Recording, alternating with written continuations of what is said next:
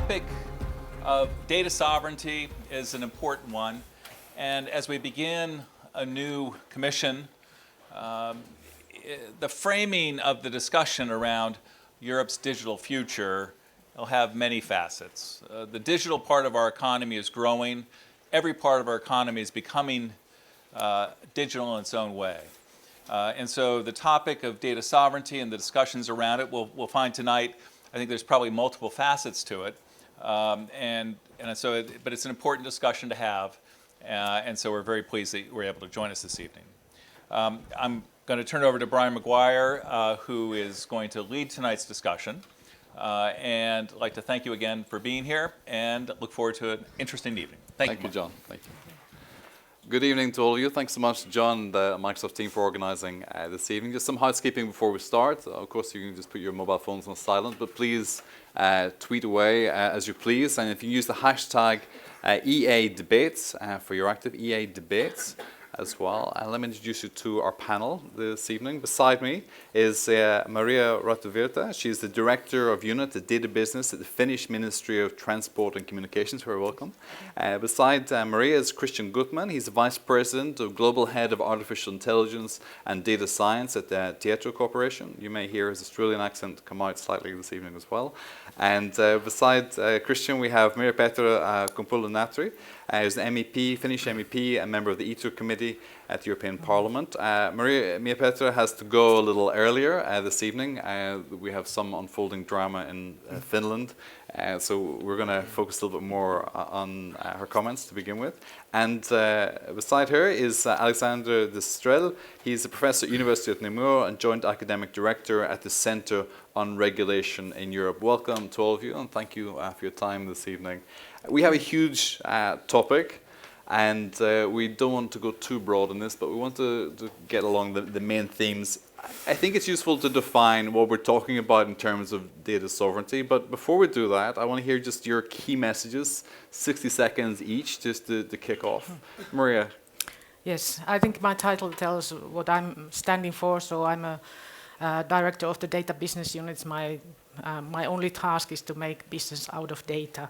So how we can enable data-driven business and use of data in order to increase the well-being of our societies. And the way we see the society is that the citizens are already digital and data-driven. And I see that we are little lacking behind, and we have to therefore go forward for the thriving European data economy. Thank you, Christian. Elevator pitch. Yeah, sure. I mean, so also my title says a little bit here, which is about artificial intelligence and data-driven solutions. And the question here is, for us, how can we drive this? Similar to what you mentioned earlier, so how we can make it useful for citizens, for different businesses in a B2B environment. I'm driving that expansion for Tieto across the Nordic countries, but certainly that's something that's in part also governed and supported and driven by Brussels and the EU. And I'm really hoping that we can make this happen. There's a whole bunch of questions that are now on the plate. Data is one part, and of course also how we use that data with artificial intelligence and data science. So, thank you. Mia Petra.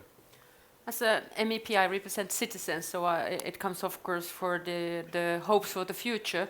I also see the possibilities as I'm in the research and IT committee on that perspective, and I know we have to run even faster in Europe to have the kind of digitalization or data economy Europeans are welcoming. And also I see my responsibility to continue to push for the infrastructure so that there is possibility to be the connectivity continent. And I just read today the continuation for the roaming report as I was doing the roaming last mandate. So having a good infrastructure so it all can happen is also my interest. Thank you. Alexander. Okay, good evening. So do we need data sovereignty? I think we do, and for different reasons, because first the people want that. I think clearly we see that the people want to take back control, and it's important that we react to that demand, because I think the world is today much less sure than before. Von der Leyen wants a geopolitical commission, and I think she's right, and that means also more sovereignty, and also because we have different value. So I think the answer is yes. The question is how to do that, and I think it's not only with rules, because we are very good in general at editing rules here in Brussels, but that won't be enough. What we need clearly is an industrial policy around data. The problem, and that is maybe an issue we want to discuss, I'm not sure that we can have a European policy without a European demos, without that we think that we want to do some things together. And I think what is really, here we are the core of the European project and problem. So I think behind this issue of sovereignty, there is the issue of demos, there is the issue of defense as well. And so I think everything is connected, and I hope we will have the occasion to discuss that. But the main message is it's not only about rules, it's much more serious than that.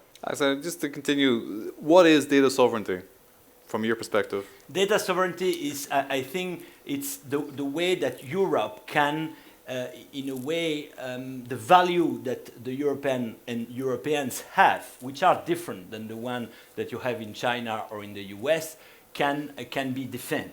Okay, that's, I think, what sovereignty is about, and that the people have really the impression that we can shape those new technologies and that we are not shaped by those technologies. I think Great. that's really what sovereignty is about. Okay, Peter, you agree with that? I do. It's over-exaggerating, but saying that the Europeans have much more control than the US, where the companies own more than the users, they own data. So how to put these together is a challenge for the global economy. But then when we go for the new legislation or rules or just the principles or guidance, whatever it might come then be in 100 days.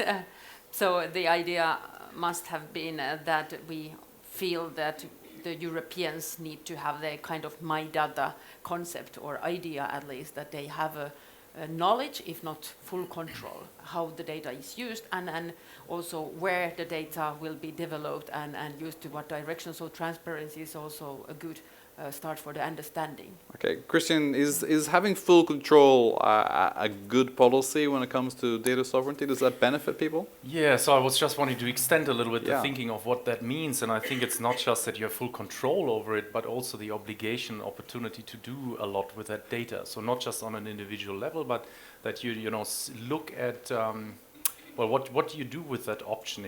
What do you do with that data that you're possessing or have control over?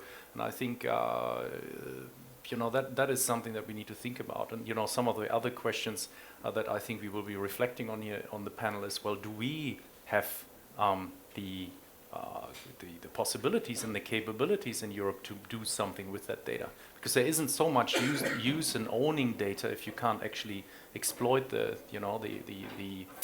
benefits from it, let's say. So. Okay, Maria, do you agree with that, or we need to go towards more value-based system?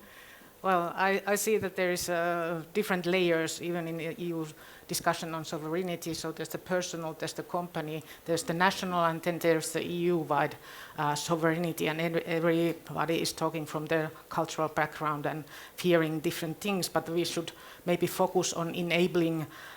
We need, like in any industry sector, we need the labor, we need the machinery, we need the raw material.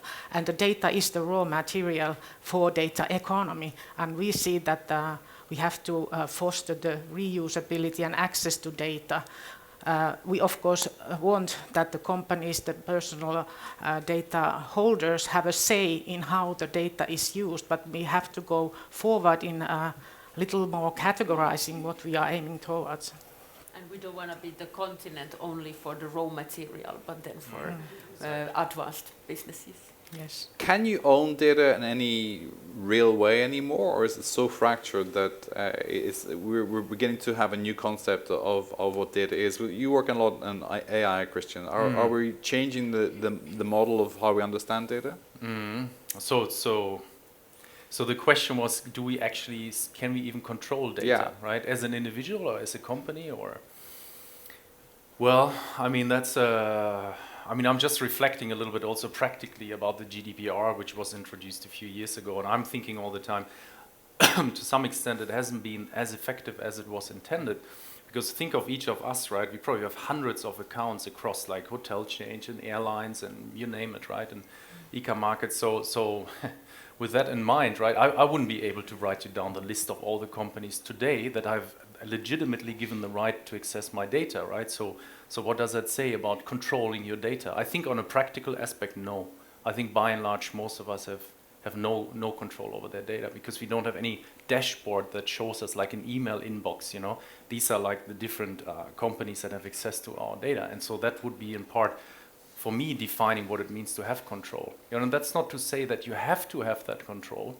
You know, if, just like in the medical sector, right? I mean, you could argue that you don't have control over the therapy and the treatments of your health, right? I mean, you also give that to other authorities, you know, such as doctors and clinics and surgeons and nurses and so on.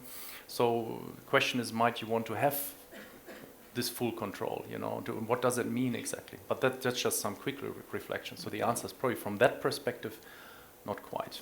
Tim Berners-Lee, the reputed father of the internet, says that we should have control of our data by default. Do you think that's possible, Maria? We should aim towards that. I think we should think about from the services side, if I can choose the bank that I'm a customer to, then I have a control over my data because the other bank has to forward the data to the other bank.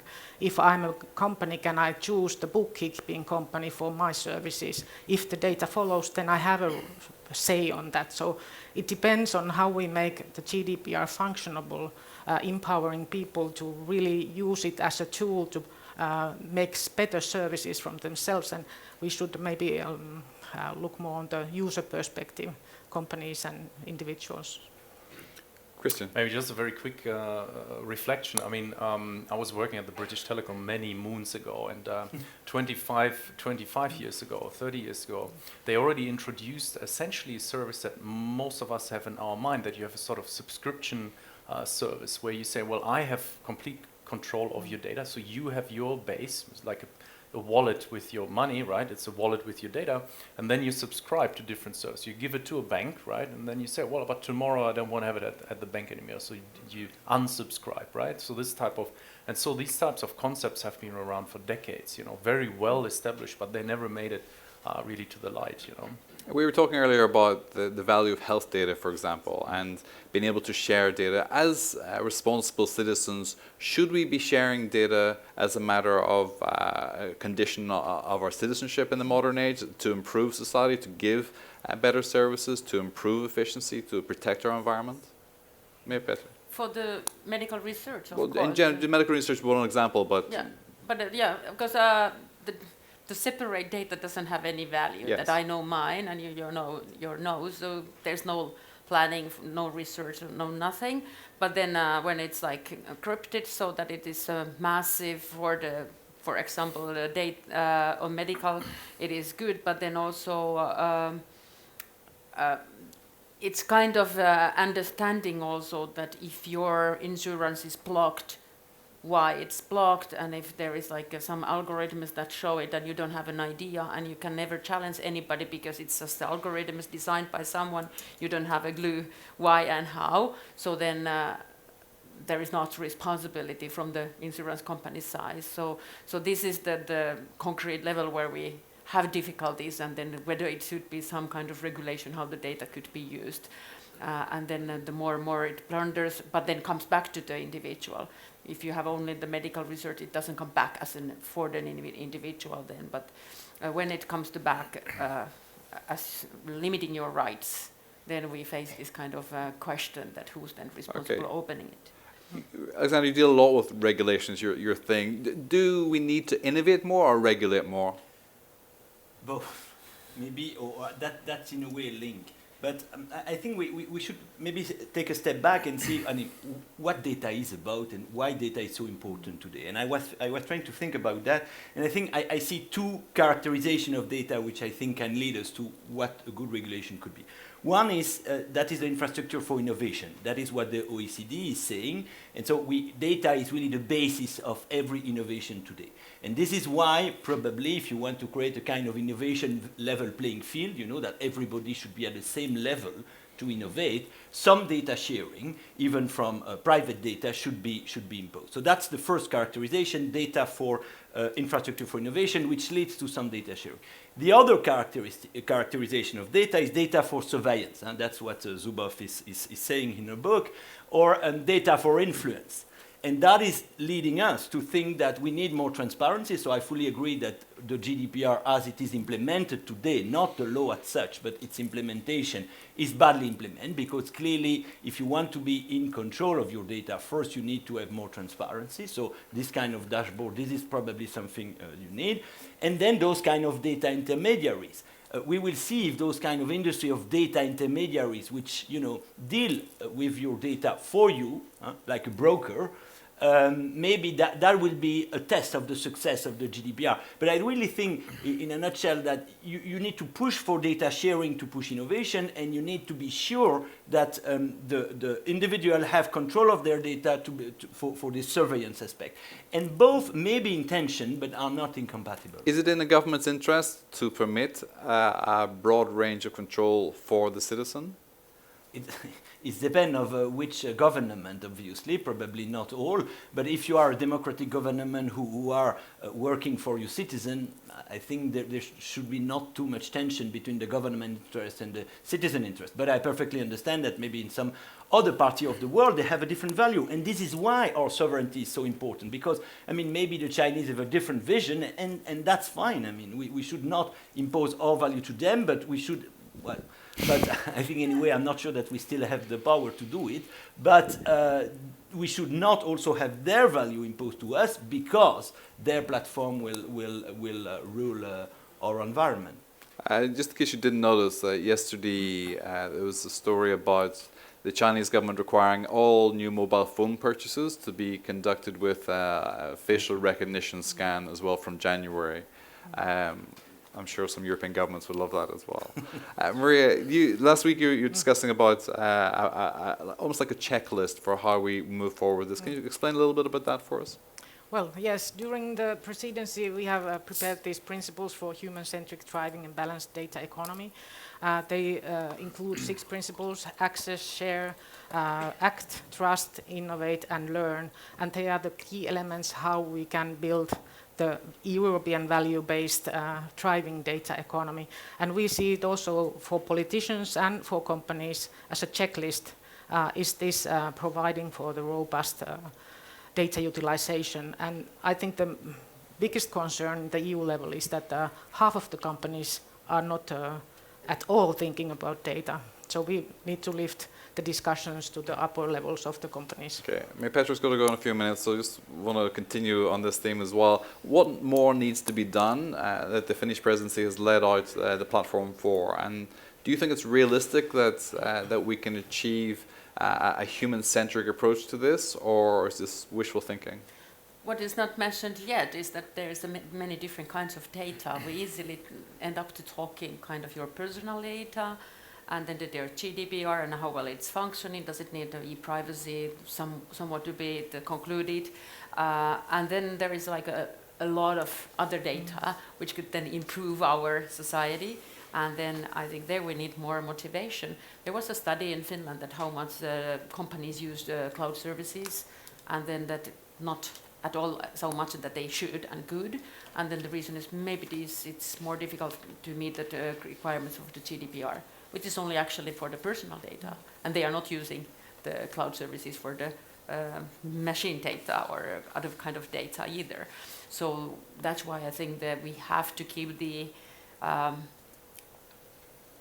positive tune when we go further for this 5 years mandate in the European regulative bodies, that this is an option and possibility, and then we need to do more to improve the society. Is it that then public sector services, or is it private business that we want to do? And of course the sovereignty is that we do not want to only, even this is hosted by the one big company, American one, we don't want only the data economy to be built by the few global players, but we need this grassroots to grow and then create kind of European well-being as well. Final question before you run away. I was talking to someone from one of the big companies recently about the idea that it may be an American company, but does that really matter in a global economy anymore, given the number of different factors, the number of different regimes? You can have the same company operate in Washington and the ownership perhaps the same in Singapore, but Singapore's governance really reshapes what that company looks like as an entity because of the rules that it has there. So is it wrong today to talk about tech giants being of a particular nationality given so many different legal influences globally? At least one can then say that you were having a question that is there some governments who do not want to open the data? The question could have been, is there some companies who do not want to share their data? And are they companies that own 90% of the data? So is it competition? Is there is it fuel for many or is it fuel for only some? And then I don't want to go to the economical discussion about the income share and how the wealth is concentrating at the moment. So of course many big companies remain and be there and are needed for the smaller ones. But of course I have a wish that not all the innovative small startups are both away from Finland, for example, after Slush Week, but then to continue to be in the European champions. So these European champions for me doesn't mean that we want to play the state aid rules so that we make the competition worse in Europe, but then you have to have some aims as well. So having this data ownership or the capacity to use data is of course a great question, and then Europe wants to deliver there, having the supercomputers, aid for having them, and then having the technical infrastructure, the connectivity, but then also the computing power and European Cloud Initiative. These are the ones that we were not having and we need to have. So maybe for the other continents it's also good to have the competition. That normally drives. President Macron, he said that within 10 years, he's quoted in The Economist, that nobody is able to guarantee technological soundness of cyber systems. Christian, can anybody today guarantee the technological soundness of cyber systems? I didn't hear technological. Technological soundness, the security of cyber systems. Okay, so I was actually still thinking, like there's a lot of questions that you were asking. If I may just comment very quickly on the previous question about what it means. I'm also still thinking about what it means to be sovereign, right? I mean, in some sense, because sovereign, I haven't actually looked up the word again in the dictionary here before I came, but it means that you can make your own decisions within your own country, within your own company, within as an individual, right? And so it's data is not the same than other types of goods that we might have in a country, right? So I don't know, take coal or energy or I don't know, coffee or whatever you want to use, right? So and it becomes much more sensitive when it comes to data. Similar in some sense to operative systems, right? Or to 5G or 4G base stations. Like, you need to be quite careful about it. And there's a lot. Donald Knuth, for example, the guy who did the Linux system, right, was extremely careful in evaluating what it means to build and compile an operative system. Because if you do it in the wrong way, essentially you have access to all the computers that run a certain way, right? Because you have access to all that data. So you need to be very deep. And so when it comes to AI particularly, right, and data-driven products, since they are capturing a lot of, let's say, value-based behaviors, which would come from the countries that built them, you need to be aware that that's the case. And if you cannot exchange that quickly, because another country and company with different value system has built that, you need to be aware of that. It's not a product. But why does that matter? Well, so for example, they might, self-driving cars, one of those, and you're probably all aware of moral machines, and you have a self-driving car, which is based on data or let's say the ethical principles that come from China or Singapore, any other country, but they might be having different priorities as to who might die in a car accident, right? So, and I don't know if you have read this all, but I recommend Moral Machines. You will see hundreds of examples where different cultures in the world have made different choices as to what the AI should be doing with the data, right? And so then it matters, because what are you going to have in the car? Like a flick that it says, that's the Asian mode and that's the South European mode. I don't know, right? So I don't have an answer, but this is what matters, right? So how can you, should you have that choice even? It's a bizarre choice to have, right? Wouldn't it? So But I think that's in those lines, and then you apply it to healthcare, you apply it to transport systems, you apply it to retail, you can apply it everywhere. So I don't know what that then means, sovereignty. Does it mean you have a choice in using the products that are based on data, and choose how they should behave, for example? But maybe companies and countries in which this AI is built and in which the data has been accumulated don't have an interest to offer those choices to Europe, for example. Well, in one sense, we have an individual data profile, and as I cross over a border into France, do I any longer need to switch anything over? It should be done automatically, should it not? So, am I almost roaming with my own data profile and moving from one sovereign base and one sovereign set of rules to another as the environment changes? That could be one way to look at it. Yeah. Thank you. Yeah. Okay.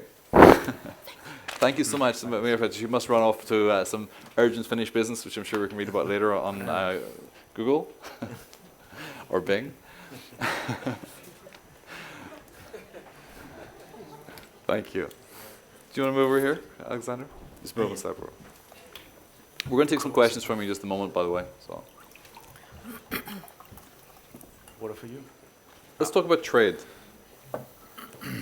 Huawei has made an example of as to why we shouldn't assume that we should have access to global markets just because we produce reasonably good products.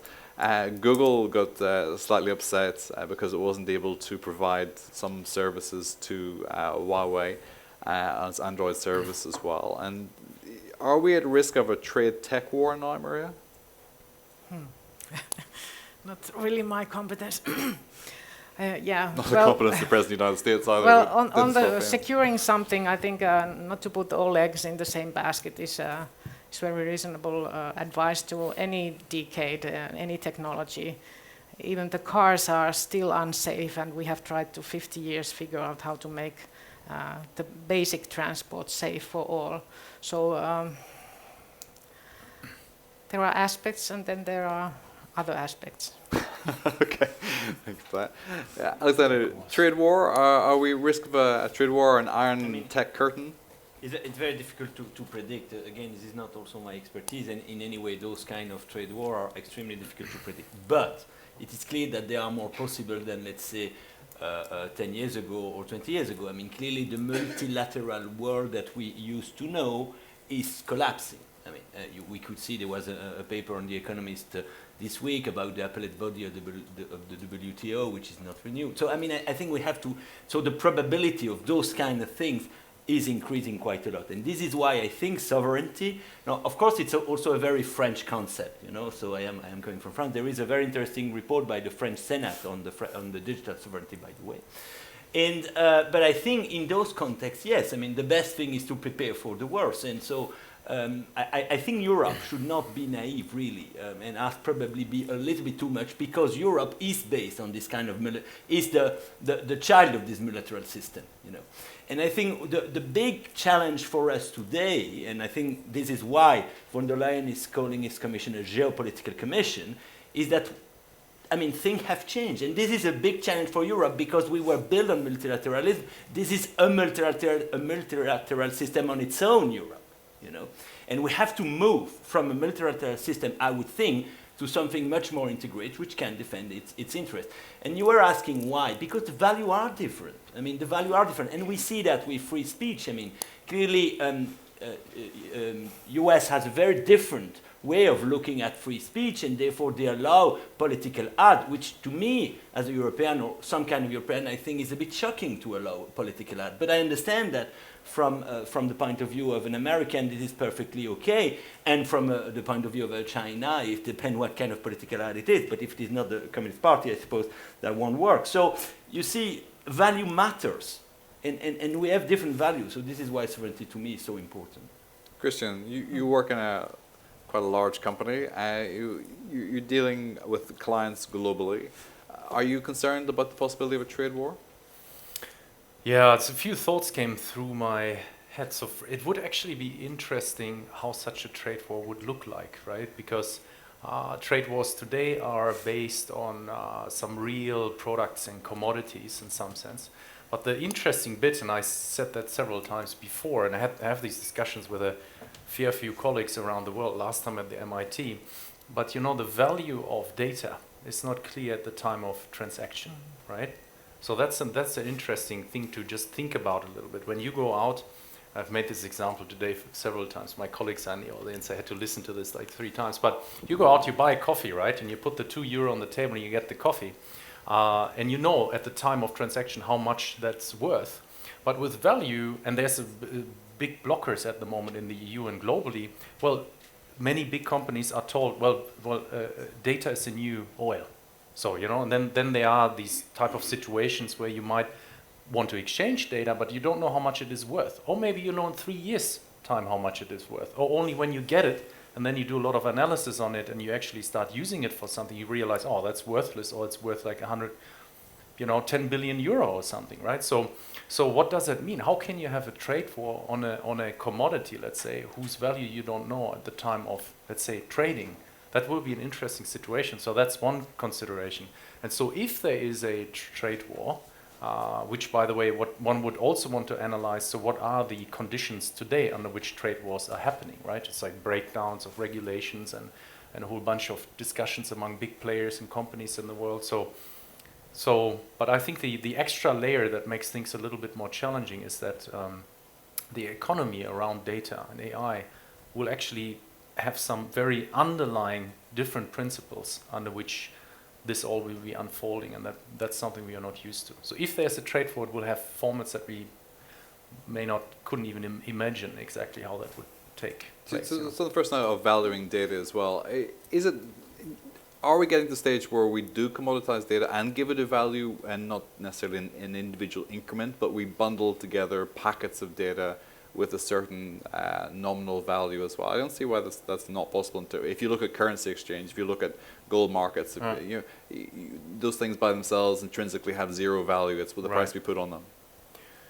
Yes, but usually with these, with what you just mentioned, when you bundle and so on, I think you have an assessment about how much it would be worth in real. I mean, it has some worth at the time of transaction, whether it's a real money value or whether it has some other type of value. But usually at the time of transaction, you know that you have that value.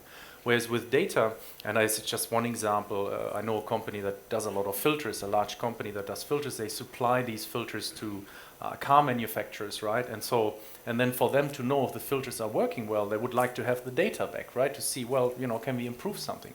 And so the car manufacturers say, no way, right? We don't give you that data. We don't know why we don't give you the data exactly, but we probably want to keep it because it might be of value at some point to someone, right? And so they don't want to leave it. So and for how much would they sell it, right? If they don't, because the analysis that you might do later, that would reveal what you could use it for and what type of business models you can build from it. You could potentially now, for example, there's lots of legacy systems that have collected data in healthcare for decades, right? So the Nordic countries are actually quite known to keep these quality registers in healthcare. And then you have data from, let's say, I don't know, some cancer that took place 50 years ago, a pretty strong, complete record. But at the time when that data was collected, I don't think anyone could have imagined that you could use it for. So is data an emerging market? Yes, and it's a different type of market then also. Okay. Maria? Well, coming back to the global competition, there are digital services where the data is a little different kind of raw material, but I would like to remind that most of the benefits come for the traditional sectors, the industry as referred, and the kind of the service promises of the current players. Last Friday was the Black Friday, and one of the electronic retailers in Finland had to put the consumers in queue to get their orders. So the customers, of course, changed to another online reseller. So that is why 15 years ago already Amazon invented Amazon Web Services to get the scalable cloud. And even in 2019 we see that there's not enough capacity to process the data that is needed for the basic operations of that company. So this kind of issues decide from whom that business next year will buy their service for data processing. So they cannot afford to lose their quarter of their year's sales because of poor data services. And if the United States market, the United States government prevents American companies buying semiconductors, which they're not doing at the moment, but other types of electronic products from China, or they apply a tariff to them separately as well, which is more likely, then costs are increased. So we do end up in a trade war as a consequence of that as well. Alexandra?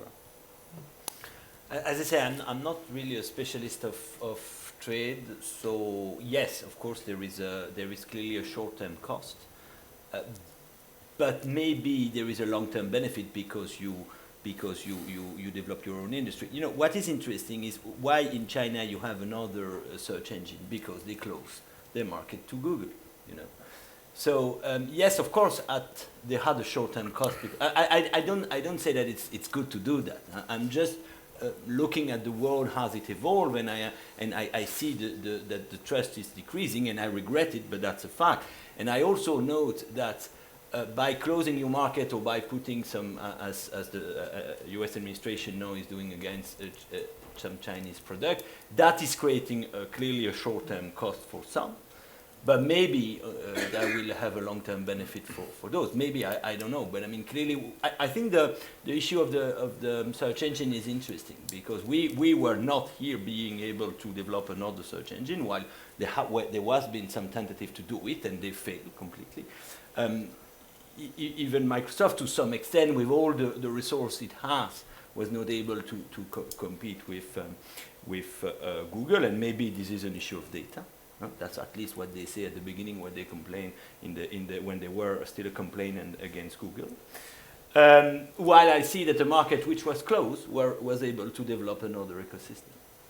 The reason I want to trade war with you on this as well is because, as a consequence of what we see between China and the United States at the moment, tech giants, particularly in America, including Microsoft and Google, Amazon, are pushing for some new type of regulation, which will keep the markets open, and looking to like-minded nations like, particularly mentioned Britain, the European Union as well, Canada, to integrate what they can in terms of a global market which they're able to compete in, so well expressed.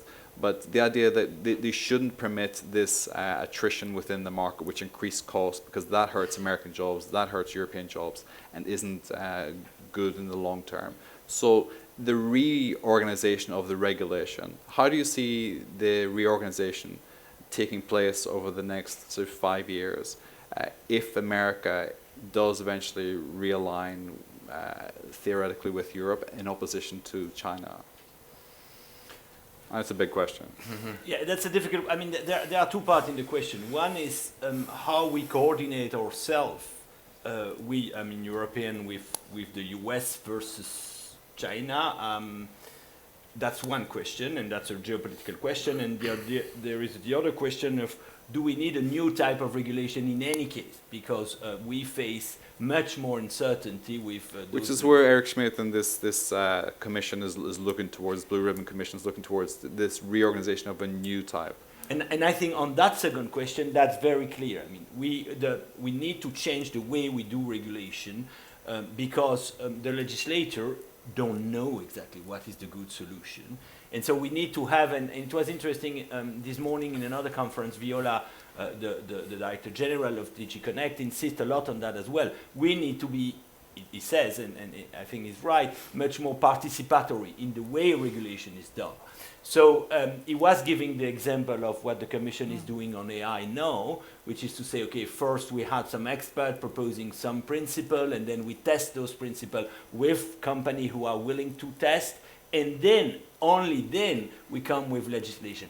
And I think it's clear we need to be much more participatory. We need to co-create the law, and not to be, to have the Commission or the Parliament or the Council knowing what's good and imposing. So yes, absolutely, we need to change the way we do regulation, and I am fairly optimistic that at least the Commission has understand that issue. Now we will have to see. It's a pity that the MEP has to leave, because sometimes I think the Parliament insists on a lot of very detail, and that is a pity. I think really the Parliament should should learn to leave some principle. I am looking. I am coming from telecom regulation, and I'm very impressed because there has been a telecom code which has been adopted last year. If you see the new article which have been adopted by this parliament, they all make 3 pages of the official journal, or article. And for those who knows, the official journal is very small print, while the previous article is 2 paragraphs. So clearly we have a problem there. We have a problem there. So I mean, we need to change regulation. I am hopeful that the Commission has understood. I hope that the 2 other institutions will understand as well. Let's open up the floor a bit. We've got some microphones for our audience. Yeah, good. So questions, also some comments. We have plenty of time right now, so let's take some comments where you think we're going with this. I'm particularly keen to hear any trade experts in the room. Gentlemen here, tell us who you are, where you're from, please. Test. Hello? Yeah, it's working now, yeah. Getting better. Good. So hi, first of all. I'm Benedict Blomeyer. I'm leading on European affairs at Allied for Startups. We're a global network of startup associations. So since we're spending a lot of time figuring out what on earth data sovereignty means, I think this is a super timely discussion. So thanks first of all for having it. So for us, part of the question with this definition being so broad is, how do you ensure that the debate is about supporting an innovation and startups in Europe and avoiding the pitfalls of having a conversation about protectionism, which is where the discussion could also lead. And I had another concrete question to Professor Destriel as well. If you could put one action item onto the Geopolitical Commission President's desk, be it a regulation or a soft measure, to support data sovereignty in Europe, what would it be? Thank you. Thank you. Alexander, all yours. I mean, the easy one, it's not easy, but the easy one would be to impose, to be very strict on data sharing, especially to help the small one who wants to innovate. Because as I understand, very often one of the problems is that some startup says we have a good algorithm, we have good idea, but we don't have the good data to train it. So that's not easy, but that's the easiest. The most difficult one, but I think is the key one, is to build an industrial policy as such. So that would be defense, to have a European defense, because we know that most of the digital products are dual-use products, and so and so that's a difficult part. But the second thing would be to have a strong European defense with a digital defense. Just on this, I spoke with Paola Fortese in Paris. She's responsible for Macron's AI and quantum policy, which is due out hopefully this month. And the industrial policy is focusing on defense. But what she said is that France and Europe do not have the intellectual capacity, the brain power in Europe to deliver this. We've drained most of that across to the United States. And so if you're talking about a sovereign defense policy, we're way behind the game in this. Do you think it's sensible to focus on defense then? I mean, we are way behind for 2 reasons. Because, I mean, there is a drain, there is a brain drain, but because there is nothing here, so of course they go elsewhere.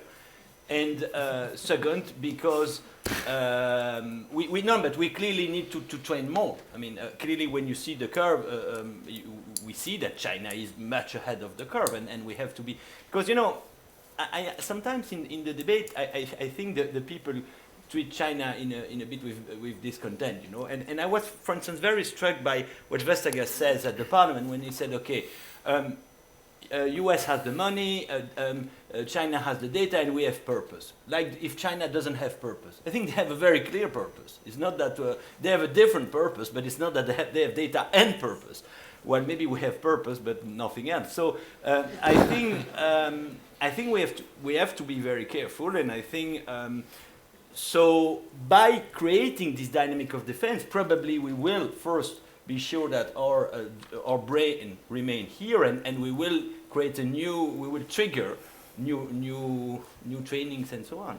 Right, I mean, I know that it sounds a bit crazy, but I think this is the only way. But perhaps the other way is strong partnerships rather than focusing on Europe as, are we still talking about Europe creating its Google? Are you creating its Microsoft? That's for sure. No, that would be crazy. Okay, so Maria, do you think this is a time to refocus in terms of building new alliances? Yeah, I think we should more focus on our own game rather than keeping ourselves in the feared zone. I think the problem with the Europe is that we don't have the single market that was promised for the citizens or for the startups or the scale-ups. Our digital kind of products don't sell aboard of our even national borders because there's a fragmented regulation, administrative structures that prohibit different kind of licensing, documentary on paper and so on and so on. So we are not digitally skilled enough. So we have to re-regulate, reinvent the processes. So there's a lot of things to be done. So while we are debating this and that threat, we should maybe focus also on the actual work. And I'm very happy that now there is a data economy strategy on the table of the new Commissioner Breton. There's also discussion on uniting the single market and digital single market so that we will eventually have the real functioning single market for the era of digital and data-driven economy, because we are at that point already now, so that's the new norm. So there's completely the same structures. It's the filters, it's the mobility services, they are all data-driven, all digital, and that doesn't function now, and that's the real problem for Yeah, and Europe. to achieve that, the German federal government's proposed this Gaia X project as well, which seeks to create a federalized approach to data sovereignty and to the digital market as well. And what it recommends is a single authority to regulate this as well. Is that your understanding of the Gaia X program? I think the main problem with the data storage is that the volumes are rising like 65% for this year, zettabytes and enormous numbers, so we need capacity to store data and process it in Europe so that our businesses can get the cheapest, the best services for their actual business. So we need to have capacity. But why does it have to be stored in Europe if you can regulate that data globally with the same set of rules? It's the same than with batteries for electric vehicles. We have to have domestic manufacturing in order to keep us in the game. If we have only raw material coming outside, machinery coming outside, labor coming outside, we are not sovereign in any level of this competition. But if we wait for that capacity to emerge, we'd be even further behind in the curve, wouldn't we? We just launched the decisions to act, invest, capacity, machinery, labor. Christian? Yeah, I'm just thinking, I think information data has a different quality to energy or what else would we have, like coal or something like that, right? So when as you mentioned earlier, if that's stored globally, why can't we just regulate it locally? Well, if you think for a minute from a military perspective or business perspective, and you give away the data which goes somewhere else in the world, and that's a highly sensitive Well, piece I find this perspective amusing a little bit, given that we are so used to stories of hacking and so used, I don't know how many of you deal with intelligence agencies, but the global capacity for intelligence agencies and their reach is pretty wide and pretty deep. So the idea that, as Macron says, that we are losing our capacity for security in 10 years just seems a fantasy. It's happening now. Why should we even bother worrying about this anymore? Maria. I think we can again layer the discussion. So even in energy sector, there is the critical infrastructure that needs to be held in the national hands or in somehow be sovereign. But then there is a layer of energy network that it's there's no matter who owns it or who runs it, at least when it's providing the services. And it's the same with data. You have different layers, different kind of data. Some of that is more important and some is not. So to separate the discussion from, so that not every data is critical and every part of the network is critical. So, Christian, Maria in particular, do you see this streaming of data evolving as a workable framework now? So you mean streaming of data and having different, as Maria describes, different types of data, that we're getting better at separating out these elements into usable strands. Yeah, I definitely would underline that it's certainly about what type of data you're concerned about, right? So that is one important part. In some cases, you don't really worry about where it goes, that's for sure. And then I was thinking about the cyber security hacking part, Of course, if you take that angle of discussion, right, then, and you truly believe that there's really absolutely nothing that you could secure, cyber secure, then we have a very different discussion, you know. I mean, and I think there is certainly, that is an important part of sovereignty for sure, right, that you can protect your data too. It's not enough to just say, yep, you have now full control. But by the way, everyone else has very simple hacking tools, so they can look into what type of data you have anyways and copy and paste it from your profile or whatever dashboard you might have, right? So certainly that's important. I don't think I've given up on the idea that we cannot build these cybersecurity aspects.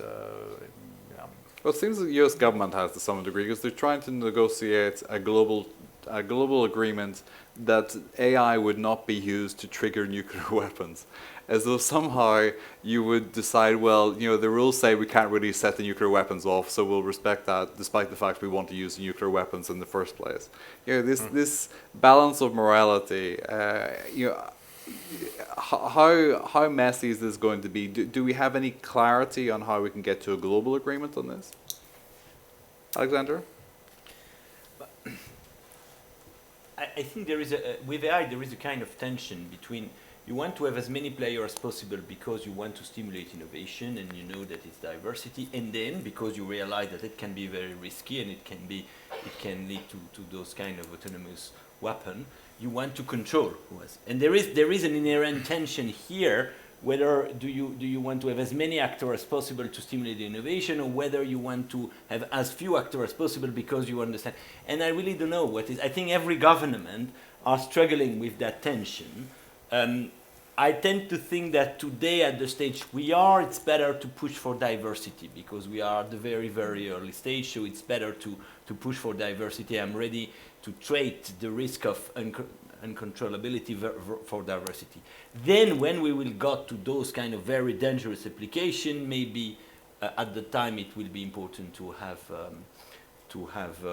more control. No, is it possible to have this kind of convention of those kind of weapon? You know that as I mentioned, it is discussed a lot in the context of some UN convention. I don't know. I think it would be, I suppose, complicated first to agree on something, but even if you agree, the problem is that you would have so many actors around that I'm not sure that they will all comply with those rules. I was in Israel a few weeks ago. I met with the creator of the Israeli Cybersecurity Agency, and we're talking about why they created the agency, how effective it was, and this idea of now we have cyber mutually assured destruction, that we're all on the same, certain actors are on the same page, where if you act out of line, the retaliation will be so substantial that you won't want to act out of line in the first instance. Are we there yet? I don't know. Okay. Really, I don't know. Anybody, any security experts in?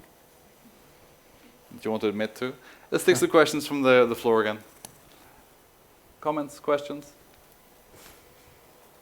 Trade experts? A weapon expert. Weapon experts. You have weapons with you, Sam? Or both. Weapons question, unfortunately, but I've got a question about e-privacy. Sure.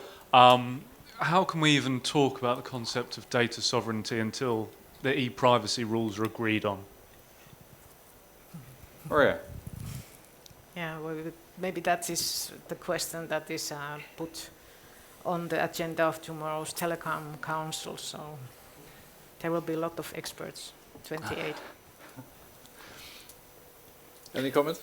No, but I mean, I see your point, but I think the sovereignty point is much beyond regulation. That's really what I want to convey. And I mean, I see that we will have some difficulty to agree on one or those rules, but I think the issue is much bigger than e-privacy in a way. So I see your point that you could say, okay, if you could not even agree on that, how could you hope for a kind of sovereignty? But I think those are two very different levels of discussion. One is high politics in a way, the other one is really nitty-gritty politics. Now I know that for the people who do privacy, this is very key, but you know, in the very broad debate on what digital sovereignty is about, I think privacy is. So what I would aim is that the European Council take a strategy on that.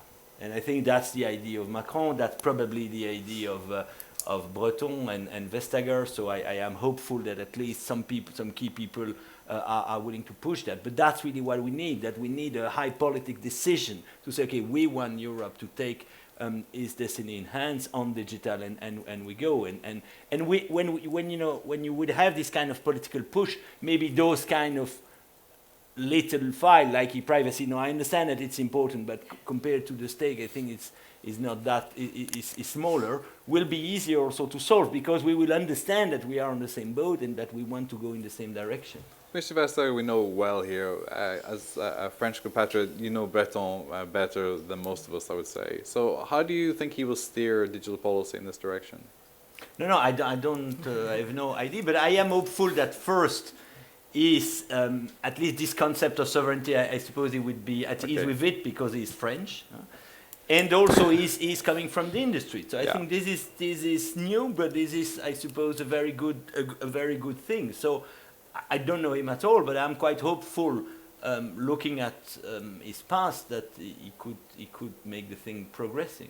Okay, Maria. Well, what I would like to see is that the Europe builds its strength on ability to be agile, resilient, also tech neutral, not focusing on one technology, future-proof, as was mentioned. So the regulation allows innovation and scalability. So putting forward that kind of elements that build on the competencies, and I think also the security aspects, they are better off if we manage to build a decentralized, interoperable, scalable European data economy rather the scalable bit is missing at the moment because of closed borders. And interoperability. Yeah. So I also just want to underline what you mentioned earlier. I think there's more than just what you do, how private and how much you can protect the data alone, right? I mean, there are the other layers, such as what you do with the data. So this is sometimes a little bit, it overlaps, I think, these discussions. So data is really this raw material, which in itself is really not worth anything if it just sits there, really. Like it's a question of what do you do with it, and what technology and, let's say, AI models, for example, machine learning models, are you developing based on that type of data? And so then it's not just a regulatory question, but it's a question of how does it become useful to the citizen or to businesses and so on. And so that creates a proactive attitude. It should, at least, in the business sector and industry sector, that. Yeah. What would you like to see happen in terms of data sovereignty? What do you think will have the maximum good for the public at large? So well, for instance, Christian can have a little think from. Maria. Yeah. Well, today it was the Transport Ministers' Council, and it was nice to hear the word data mentioned multiple times. I don't know if anybody followed, it was online to get discussions. But the mobility sector, for instance, is a 10,000 billion market potential.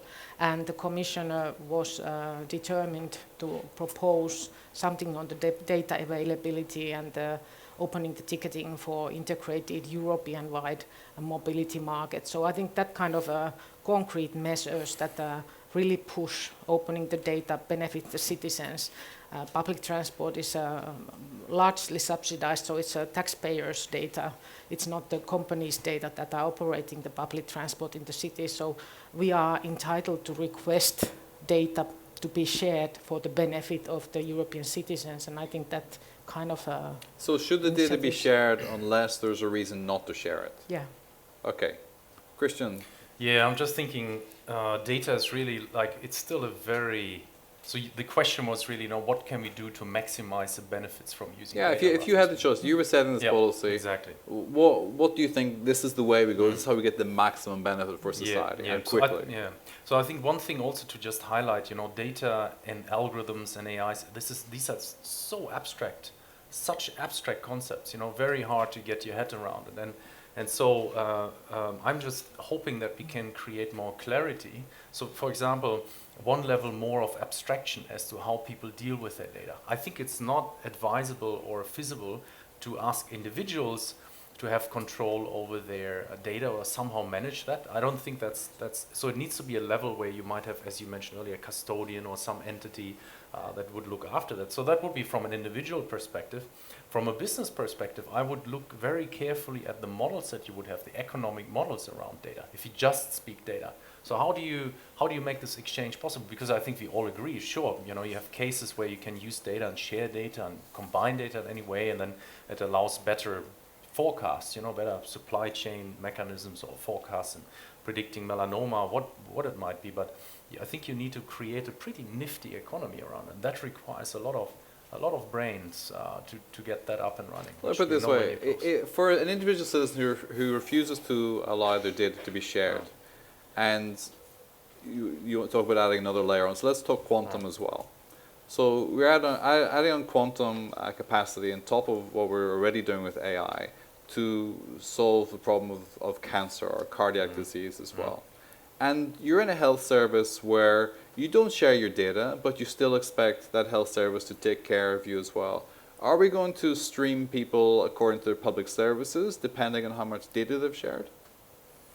That was a discussion that we had before the panel, right? And that was a question I was asking. I don't necessarily have an answer to that because it's a very ethical question, right? So, so how do you deal with that, right? When you have this similar to organ donation or something, you know, should you be, if you are denying organ donation, right? Should you be the one receiving one? It's not too far away from that question. It's different, but it's in the same ballpark of thinking, and it's certainly not that clear at all. Okay. Yeah, I don't think it's GDPR of course gives you the right to be also forgotten, so you don't have to share your data. But it's been also underlined that the AI doesn't need amounts of data, it requires good quality data. And I think the quality of data, the structures we create in order to standardize the metadata and so on, those are the necessary steps in order to provide fuel for AI, for instance. So with very little data, you can actually make a pretty amazing stuff. So it's we don't even have to discuss if everybody give their DNA.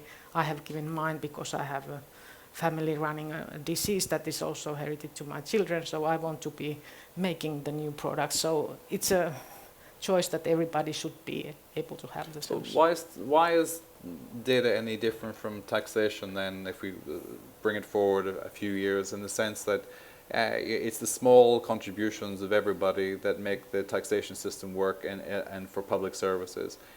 Are we denying our countries, or are we denying Europe the capacity to solve these problems, which so cripple our health service, if we stay on the health theme? So cripple our health service because we don't have solutions. Why should you benefit from that if you don't participate? Why should you get public services if you don't pay your taxes? Any comments on the floor? But sorry, but I don't think it's exactly the same, and exactly as you say. I mean, of course, it's an ethical issue. So you can. I mean, all position is defendable, but taxes is money. I mean, it's not your own identity to some extent. You know. You don't live in Belgium. Why? Sorry. No, but you see, yeah. Well, I live in Belgium as well, but okay. But so I'm not sure it's the same, but it's the same as with organ or with blood or things like that. So should we discriminate people according to what they do with their identity? I mean, yeah, okay, that's the question. So I think this is one thing, the data sharing by an individual, the personal data, and in a way it's her or his identity that we are talking about. Another thing is a firm which has some data and whether the firm is obliged to share data or not. And there I think we are a completely different debate. It's not an ethical debate, it's a pure antitrust debate to some extent. You know, a competition policy debate. And there I think I would tend to think that many of those companies which have data do not want to share because it's a competitive advantage.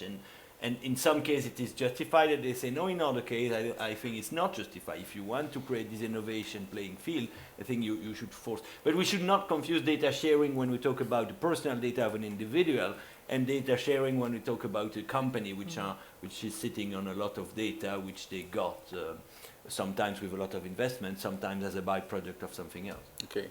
To get the digital single market, we need increasing trust. How do we get trust across Europe to break down these borders, which will accelerate with startups in particular, they benefit from this perhaps more quickly than anybody else? I think we should separate maybe the privacy-related data and then the other Okay. kind of data. For privacy, it is essential that the privacy is secured. For the other data, I think the transparency, how the data is used, what kind of services, how the algorithm is created, what kind of results it gives, how you can interpret and see backwards how the machine was making the decisions. So those are the basic things that the laws now guarantee us as a citizens. So any machine-made decision doesn't differ in that way from the current man-made decisions. Then for the privacy-related data, I think there is a need for empowering the users to really get powerful tools to really manage their data. As data advocates, there is already available solutions how it doesn't have to be burdensome. You don't have to click every day to every service you use, but to see how the data is seen and also to be able to be forgotten if you wish to do so. So transparency, traceability, logs, that kind of things. Do we need a quality standard for data? Would that work? Yeah, I think any data needs some kind of standards, whether it's industry-driven or maybe then formulated also by regulators if it need be. And there is actually enormous amount already different kind of standards. And the problem is that in each use case they are different. So even in some sectors there are the same, for instance, address, how it's compiled in different services, different modes of transport. It's has a different meaning, so the data addressing address is not accurate. So if SMEs, Christian, then we have your company, which is not by any measure an SME. How do you deal with data in terms of creating products and services, and what does data sovereignty mean to you and as a business model? How do you navigate data sovereignty when you're designing services for solutions for clients? So, I mean, we have many clients. We have about 1,500 in the Nordic companies. I don't know how many are familiar with Tieto. It's one of the largest. Explain a little bit. Yeah, so it's one of the largest IT and software companies in Europe, and certainly the largest by far in the Nordics, with 25,000 people officially in 2 days, because we just went through a big merger. We have about 1,500 customers in many different segments: public sector, manufacturing, retail, you name it, forestry. And so therefore the answer to that question is not that easy, because each of these segments and each of these companies, in fact, they are all having a certain start of a data strategy and how they are dealing with that data and how they are exchanging it. And I mentioned already a few examples before, you know, how they consider what the value of data is and how they're starting to partner up and make sense of all of that. And we are supporting them in that process, right? It's also so that Tieto is by and large pretty much running the backbone of the entire public system in the Nordic countries. So if Tieto wasn't there, you know, some people made the joke that essentially Finland would stop working, right? I mean, the municipalities and the But the Finns would be really chilled about that. The Finns would be really chilled about that. Maybe they go, exactly.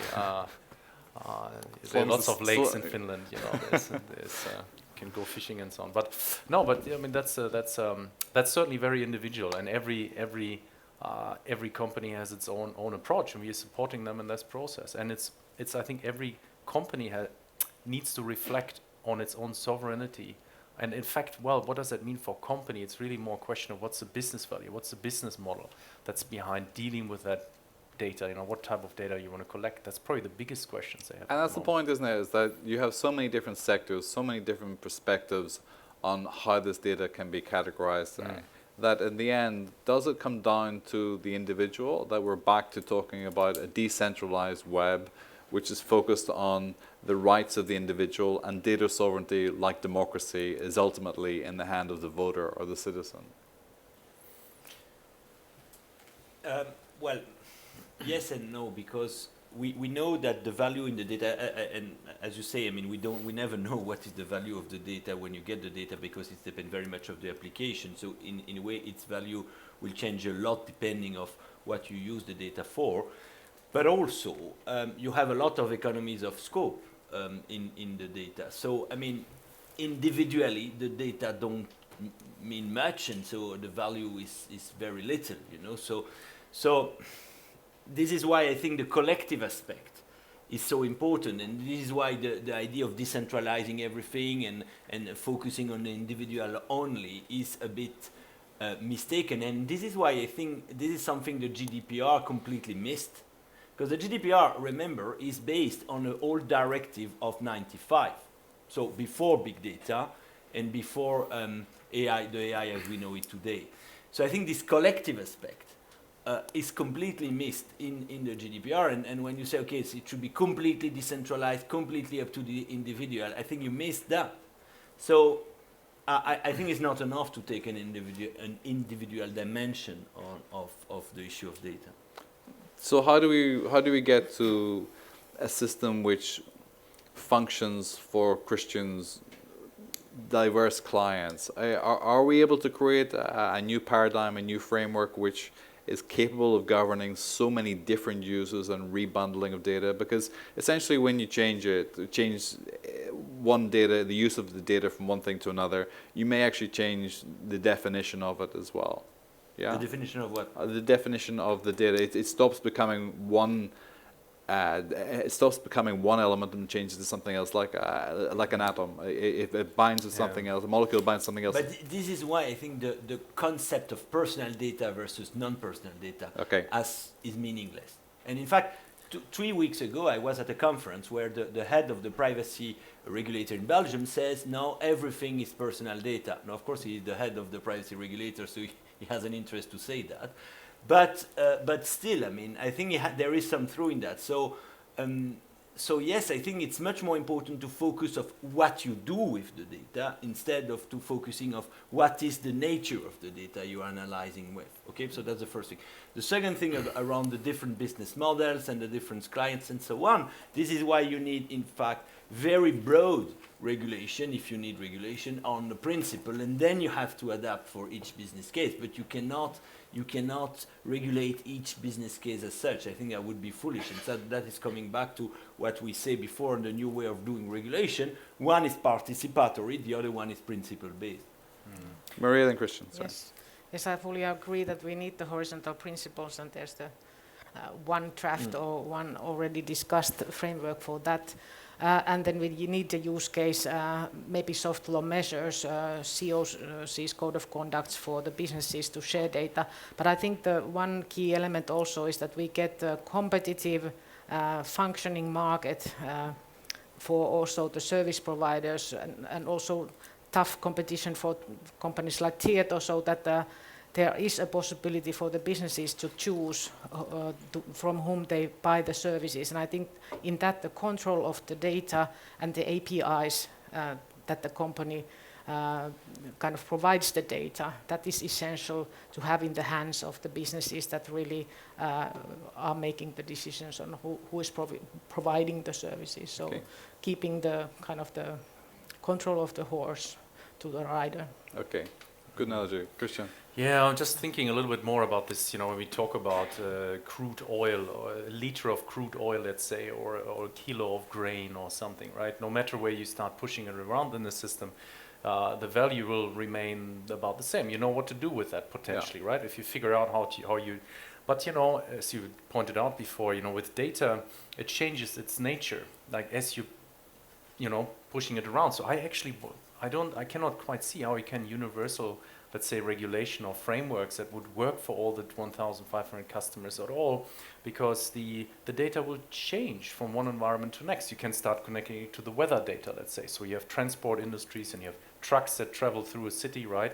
And so that's very valuable within a certain context for that company, and then that company decides to give it to another company, and they start associating it with data sources. So the value of that data becomes has a completely different nature. So it's not a liter of oil anymore, that data entry, let's say, right? It becomes something very different. So and that's what I meant earlier about it being very abstract. It's not energy, it's not a battery, it's not a liter of oil, it's something completely different. I think the discussions are still not around that. I don't think that the depth of the it's intellectual discussion about what that actually means from an abstract point of view. I see exactly that, and to add on again the quantum layer as well, that we're changing at a faster speed that molecule of data into something else, and its traceability evaporates simultaneously. What does that do for the market for data and the governance of data at that point? But now you're blowing everyone's mind with adding quantum computing on top of that. So it's, I I mean, can that's deal with it. I mean, that's going to be, I don't know how many people are familiar with quantum computing. I remember 20 years ago, all these algorithms that we developed at that time, obviously just on a piece of paper, right? But so that's another level of complexity which becomes close to unimaginable now. Other than knowing that quantum computers, as maybe some of you familiar with, they can of course crack most of the encryption today. So with whatever you have in your bank system, if a quantum computer becomes something quite available, then essentially everything that's encrypted today becomes completely accessible, right? And so that's one thing to think about and absorb a bit. Of course, there are algorithms you can have on quantum computing which would encrypt it further, and so on and so on. But I mean, that's a complex one. But this is the point, is that we're talking here about regulation with what we see in front of us, and yet the speed of AI and quantum computing is accelerating the change so fast that we're going to be sitting here 5 years' time talking about the new paradigm of regulation that happened 3 years ago. If something happened 3 years ago, are we ever going to be able to regulate data? Is perhaps the question. No, that's I'm not sure. Of course, it depends how you do your regulation, but I'm not at all a specialist of quantum computing, so correct me if I am wrong. But still, this computer will still need data to perform. So I mean, the fact that you need data to do a task, that doesn't change. Okay. And so if you regulate at this very, let's say, abstract level to say, okay, data sharing is important for innovation. And the point is you can't regulate at this abstract level. Sorry? No, but yeah, well, yes, because there are some general principles that we have since the Roman and we have had since different... No, but it's true. I mean, we had some different revolutions since then, and yet there are some very general principles which are still valid. So I'm not sure that, yes, of course, economic change, but some general principle could remain. I really think so. And so sharing data when it helps innovation, for instance, that is this kind of general principle that may be applicable before and after the quantum computing. Maria, will comment, and then last chance in the audience. Ask any questions? Yeah, I think exactly for the reasons we shouldn't kind of debate the current situation. We have to be future-oriented, maybe building some performance criteria that stand time. So not to say that this kind of regulation does this and that. The problem with the current single market is that we have been also regulating on the how. We should concentrate on regulating only on what, and the companies and the innovation solves the tricky questions if we allow them to. But if we, as regulators, say that this is the only way you can do it, then it's not many years that we are already having the same discussions again. Thank you. Yeah, I just want to underline quickly what you mentioned earlier, which is, I mean, the speed at which regulation comes to place. You mentioned it quickly earlier, how we can change the process by being more participatory, for example. But exactly what you say, to your actual point, which was, well, you add quantum computer to it, and then on average, regulation takes anything from, in the best of worlds, 3 to 4 years, usually 6 to 8 years. So, I mean, that is, when you look at Tesla, they come up with new cars every 2 years. I mean, how do you keep up? Some of which work as well. Oh, well, indeed, I've heard so.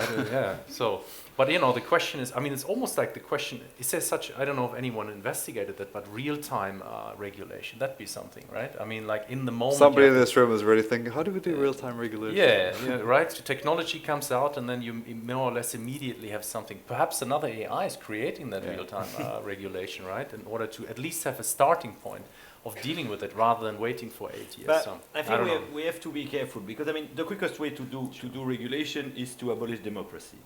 That's we're going that direction, frankly. Yeah, but maybe then that will solve your problem. But no, but we have to be careful. I mean, clearly democracy takes time, and I think that's the value of democracy. But to me, I don't see this tension. I mean, if we regulate exactly how to say, if you regulate the what and you leave the how for company, I mean, you don't have this tension anymore. So I think there is a way to go out of this tension without losing democracy. Thank you. Final chance. Oh wow. Okay, let's take the quickest one. I saw gentleman here, then lady here, please. Thank you.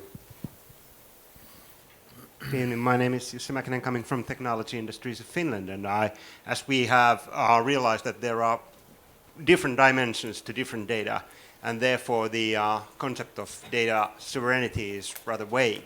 So I'd rather like to ask that which one kind of a quality of sovereignty do you regard more important? The dynamic, in other words, to have the right data at the right place, or the static, to concentrate on where the data is stored and what kind of regulation do we need?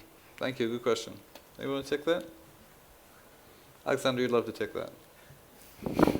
John, want to take that? Well, we have the free flow of data directive already. It states where the data is stored when it's when there are issues on national security and so on. So there is limitations to how you can restrict the storage, and otherwise it's a free flow of data within the EU.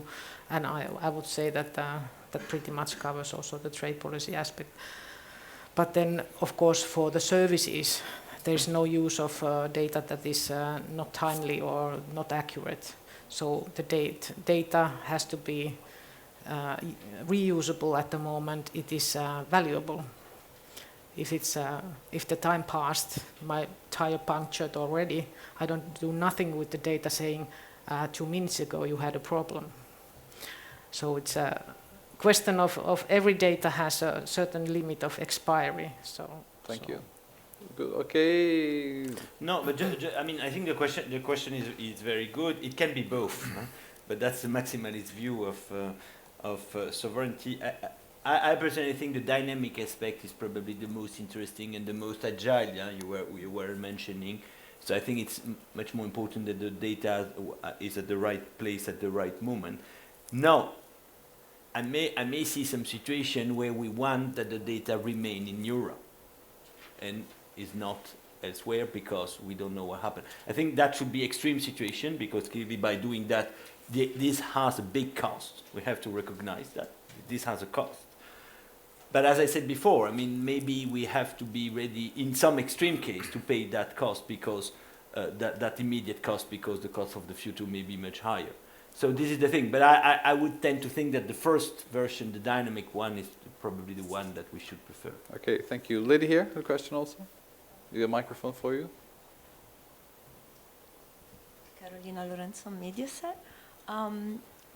I just want to go back to the question on e-privacy. Sure. I think it's all very good talking about smart regulation, and regulations are based on principles, but I think we really missed the opportunity to deliver to the European citizens the right to transparency.